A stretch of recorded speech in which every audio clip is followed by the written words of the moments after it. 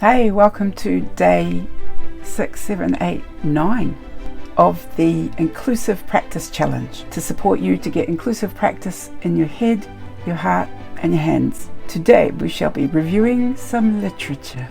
I feel like I should be chatting with you by a fireplace in an armchair, but to be honest, our dog and cat are probably taking up the hearth space, so let's not. Today we're going to be looking at 3 books, one for little ones, one that could be like teen or older, and one for adults.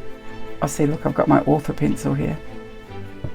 So they're either about, featuring, or written by somebody who is neurodivergent, disabled, BIPOC, you know, all the usual authors. So books have had a pretty problematic history because we're problematic creatures. Have a look at this one that I found today at an op shop. That was a fab read. So books like that were common, but now it's an exciting time to have more exposure from people who have lived experience. We're getting more and more representation. Books like What I Want to Talk About by Pete Warmby. Now Pete was a teacher and he found out he was autistic and ADHD, so he's ADHD, and his book on special interests formed a large part of my master's degree. So why is representation so important? Have a look at some other things I saw in the op shop today. This is the same op shop that gave us the black and white twins. You have the lovely, graceful couple of breeding and culture, and then what I'm presuming are caricatures. So if you only see your comic self, it's all others see as well. It's like in this video, The Danger of a Single Story says, the lack of representation creates a stereotype and it robs people of their dignity. By the way, I am not picking on this op shop.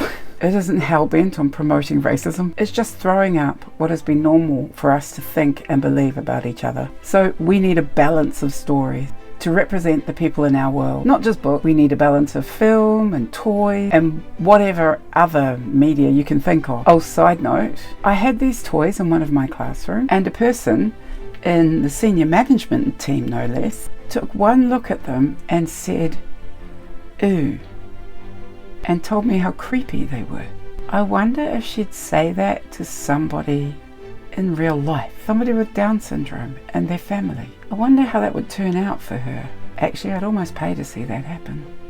Anyway, moving away from the ignorance, let's look at those books. First up, we have A Day Without Words by Tiffany Hammond, a deceptively simple look at a day in the park for a non-speaking child and his mum. There's a fantastic note from the author on the back. It isn't all preachy about non-verbal communication. The author is honestly somebody I fangirl. Tiffany Hammond. She runs Fidgets and Fries on Facebook and she's under Tiffy Hammond on Substack. She is a balm to my soul.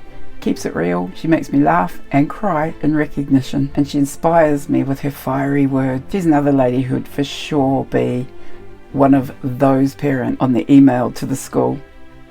Kind of like someone else I know. So the book is just beautiful and it straight out says autism. It straight out shows when people use labels, what the effect is. Yeah, really good read, nice representation and explanations for younger children about what non-verbal communication looks like in today's world. For older people, we have Hell Followed With Us by Andrew Joseph White. Now look, I haven't read this. It was reviewed by my teenager and I'm going to give you their opinion. I'm reading it here, so forgive me as I look away. Hell Followed With Us is gory and full of religious trauma and social issues, queer, BIPOC and neurodivergent representation. 3. They like the book because the love interest is autistic and it's talked about, but it's not the whole plot. And when one of the characters says he doesn't want to kiss, it's respected. Unrelated to autism, but Salvador is my favourite character. Good to know. It has a pretty cover. Also good to know. Didn't like, kind of weird about how Nick, the autistic character, doesn't want to be seen stimming and it's considered private. Benji, I think that's the main character, wants to hold his hands to stop them from shaking. Nick's described as a deadly shot, but he doesn't make very tidy kills. There's a plot hole right there. Treated like his autism is a secret, I think. Okay. Unrelated to autism, but there's a few plot holes and the writing could use a little brushing up, more descriptive language, different character voices. Don't just say said all the time. Hemingway may disagree with that last bit. Thanks for that review. Next up we have this one, The Reason I Jump by Naoki Higashida.